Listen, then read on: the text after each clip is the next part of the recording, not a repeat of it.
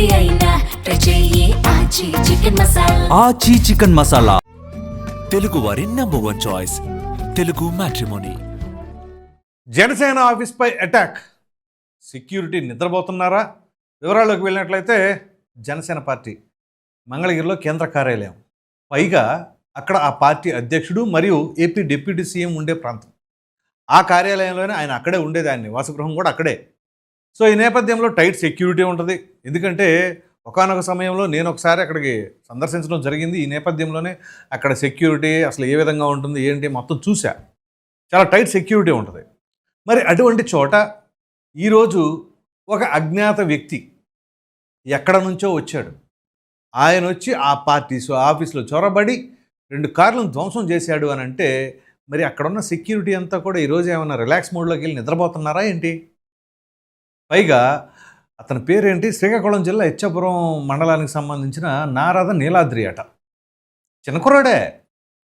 మరి ఆ కుర్రోడు ఏ ఉద్దేశంతో వచ్చాడు? అసలు అతను శ్రీకాకుళం నుంచి వచ్చాడా ఇప్పుడు, లేకపోతే శ్రీకాకుళం నుంచి వలసగా వచ్చి ఇక్కడ బ్రతుకుతా ఉన్నాడా, ఈ నేపథ్యంలోనే అక్కడికి వెళ్ళాడా అనేది మాత్రం క్లారిటీ లేదు. సో యాక్చువల్గా ఇది ఎప్పుడు మధ్యాహ్నం 2 గంటల ఆ ప్రాంతంలో జరిగినట్లుంది. దీనిపైన నేను కొంచెం క్రాస్ చెక్ చేస్తాను, అసలు కరెక్టా రాంగా అదా ఇదా ఎంతవరకు వాస్తవం అని చెప్పేసి. తీరా చూస్తే దానికి సంబంధించిన ఇన్ఫర్మేషన్ ప్రాపర్గా రాలేదు. కానీ ఏ ఛానల్లో చూసినా కానీ అటాక్ జరిగింది అని, కార్లు ధ్వంసం చేశారు అని, మంగళగిరి పోలీస్ స్టేషన్లో ఆ క్యాండిడేట్ని తీసుకెళ్ళి అప్పచెప్పారని, ఇదంతా కూడా వార్తలు వస్తున్నాయి. సో అసలు ఏం జరిగి ఉంటుంది? మనం ఒకసారి కనుక వెనక్కి వెళ్ళి గుర్తు చేసుకున్నట్లయితే, ఎన్నికలకు ముందే ఇదే పవన్ కళ్యాణ్కి అనేక రకాలైన థ్రెట్స్ ఉన్నాయని చెప్పేసి కేంద్ర నిఘా వర్గాలు కూడా చెప్పినాయని చెప్పేసి అప్పట్లో వార్తలు వచ్చాయి. ఆయనకి ఎన్నికలకు ముందు కూడా కొన్ని చోట్ల రెక్కీలు నిర్వహించడం ఇవన్నీ జరిగినాయి. సో తర్వాత ఆయన డిప్యూటీ సీఎం అయ్యారు. అయిన తర్వాత కూడా ఆయన మన్యం ప్రాంతం కావచ్చు, అల్లూరు జిల్లా కావచ్చు, ఈ ప్రాంతాల్లో పర్యటించినప్పుడు కూడా ఎవరో ఒకతను ఒక ఫేక్ పోలీస్ ఐపీఎస్ అధికారిగా అక్కడికి వాహనంలో వచ్చారు అని చెప్పేసి అప్పుడు కూడా అసలు ఏం చేస్తున్నారు ఏంటి, అసలు సెక్యూరిటీ ఏమైపోతుంది, ఒక పవన్ కళ్యాణ్కే పదే ఎందుకు జరుగుతున్నాయి? సో ఇలా అనేక రకాలైన అనుమానాలు. సరే, ఇప్పుడు ఈ విధంగా వచ్చి ఒక వ్యక్తి, అది కూడా చిన్న కుర్రాడు 25 ఏళ్ళు ఉంటాయో లేదా 30 లోపు ఉంటాయో, కానీ ఆ రకంగా వచ్చేసి చొరబడి ఇనపరాడులతో ఆ వాహనాలు ధ్వంసం చేశాడు అని చెప్పేసి, ఇక సెక్యూరిటీ రూమ్స్ ఏ ఉంటాయి అక్కడ కూడా వెళ్ళాడట. ఇవన్నీ కూడా సీసీ క్యామ్ ఫుటేజ్లో రికార్డ్ అయినాయి. సో అసలు ఏం జరుగుతుంది, ఎందుకని ఇలాగ జరుగుతుంది? అది పవన్ కళ్యాణ్ అనగానే ఇట్లాంటివి ఎందుకు జరుగుతుంది? మామూలుగా పవన్ కళ్యాణ్ లాంటి వ్యక్తికి మిగతా పొలిటీషియన్స్ అందరూ వేరు, పవన్ కళ్యాణ్ వేరు. ఎందుకంటే అతను ఫిల్మ్ ఇండస్ట్రీ నుంచి వచ్చిన వ్యక్తి, విపరీతమైన క్రేజ్ ఉంటుంది, ఆ చరిష్మా ఉంటుంది, పైగా యువత అందరూ కూడా కనెక్ట్ అయిపోయి ఉంటారు. ఏమాత్రం ఏ చిన్నది ఇట్లాంటి సెన్సిటివ్ మ్యాటర్ లాగా జరిగినా ఇమ్మీడియట్గా యువత నుంచి ఒక విధంగా వైల్డ్గా రియాక్షన్ ఉంటుంది చాలామందికి. మీకు గమనించినట్లయితే, ఉదాహరణకి అసలు సాధారణంగా పవన్ కళ్యాణ్ సినిమా వచ్చినప్పుడు ఆ సినిమా గురించి కొంచెం నెగిటివ్గా మాట్లాడితేనే ఆయన అభిమానులు తట్టుకోలేరు. అటువంటిది ఆయన పార్టీ ఆఫీస్ పైన, ఆయన వాహనాల పైన ఇట్లాంటివి జరుగుతున్నాయి అని అంటే ఇక ఏం జరుగుతుంది అసలు? ఇక్కడ నిఘా వర్గాలు కావచ్చు, అక్కడ సెక్యూరిటీ సిబ్బంది కావచ్చు, ఏం చేస్తున్నారు? అసలు పవన్ కళ్యాణ్ లాంటి వ్యక్తి పైన దాడికి పాల్పడవలసిన, అంటే ఆ వాహనాలపైన ఆయన ఆఫీస్లోకి చొరబడవలసిన అవసరం ఏంటి? ఆయన ఎవరినైనా నొప్పించే వ్యక్తా, ఎవరినైనా ఇబ్బంది పెట్టే వ్యక్తా? కష్టం వచ్చి ఎవరైనా అనగానే ఇమీడియట్గా ఆదుకుంటాడు ఆయన. ఆయన చేతిలో ఉన్నంత వరకు కాదు, తనకు మించిన సాయం పనికిరాదని తెలిసినా సాయం చేసే వ్యక్తి ఆయన. మరి అటువంటి వ్యక్తి పైన ఎందుకని ఈ రకమైన పరిస్థితులు తలెత్తుతూ ఉన్నాయి అంటారు? సో ఇక్కడ ఒకటి ఆయన గెలుపుని, లేకపోతే ఆయన ఉన్న సిచ్యువేషన్ని, ఆయన హోదాని జీర్ణించుకోలేక ఎవరైనా చేస్తున్నారా?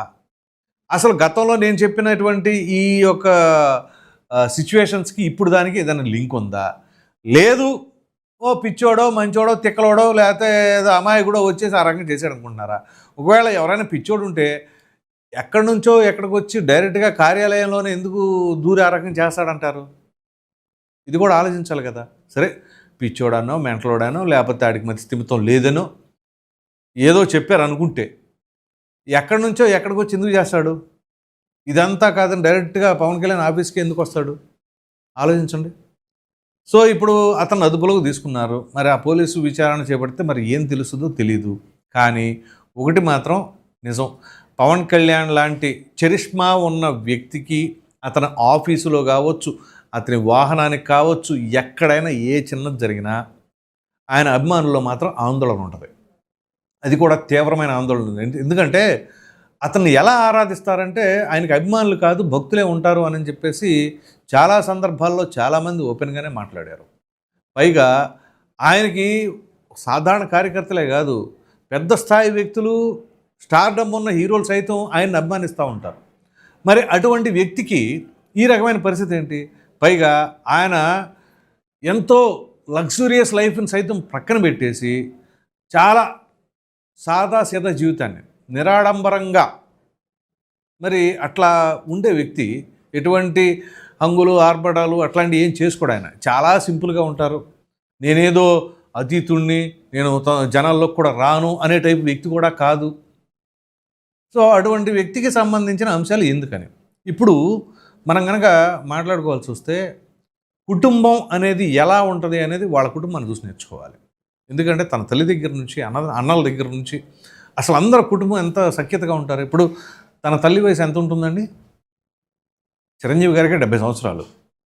ఎంత తక్కువలో తక్కువేసుకుని 85, 86 ఉంటాయి కదా. ఆ తల్లి మనసు ఎంత తల్లడెళ్తే అక్కడ ఏం జరుగుతుందో అని. ఎందుకంటే తన దూరంగా ఉంటున్నాడు తల్లికి. అలాగే అన్నయ్య అంటే ఇంకా అన్నయ్య వీళ్ళిద్దరి మధ్య అన్నదమ్ముల అనుబంధం ఎలా ఉంటుంది? తండ్రిలాగా చూసుకుంటాడు పవన్ కళ్యాణ్, అలాగే కొడుకులాగా పవన్ కళ్యాణ్ని చూసుకుంటారు చిరంజీవి. వాళ్ళ మనసు ఎంత తల్లడిల్లిపోద్ది.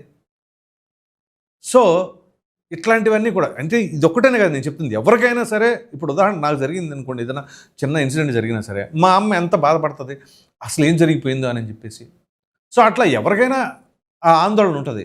పవన్ కళ్యాణ్ లాంటి వ్యక్తికి ఆ కుటుంబమే కాదు, యావత్ రాష్ట్రంలో దాదాపుగా ఎక్కువ మంది ఆయన అభిమానిస్తూ ఉంటారు. సో ఇటువంటప్పుడు ఏంటి అంటే పోలీసులు, సెక్యూరిటీ చాలా అప్రమత్తంగా ఉండాలి.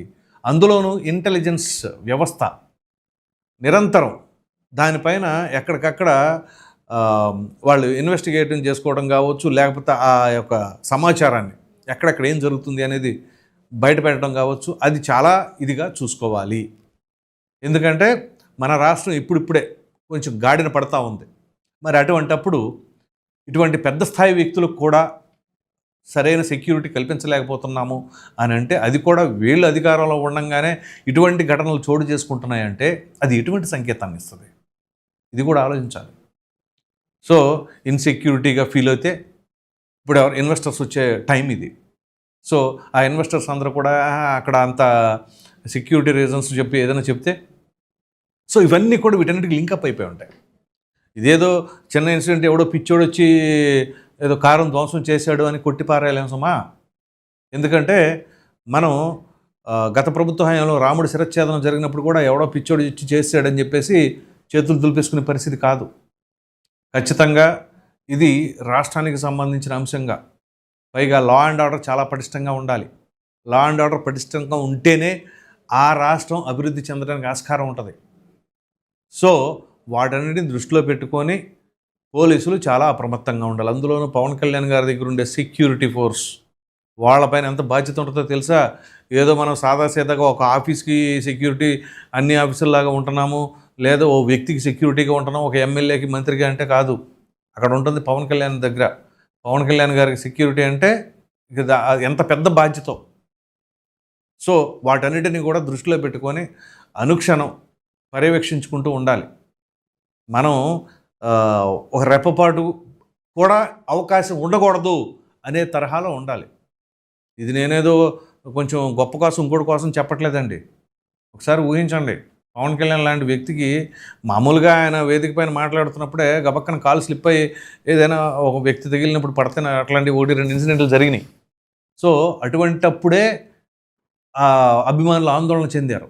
కాబట్టి ఇటువంటి ఘటనలు మరలా ఎప్పుడు కూడా పునరావృతం కాకుండా చూడవలసిన బాధ్యత పోలీస్ శాఖ వారిపైన ఉంటుంది, అలాగే ఆయన వ్యక్తిగత సిబ్బంది పైన ఉంటుంది. ప్రధానంగా హోమ్ మినిస్టర్ గారు దీన్ని కొంచెం ఇదిగా తీసుకోండి, ఎందుకంటే ఇది నార్మల్ విషయం కాదు.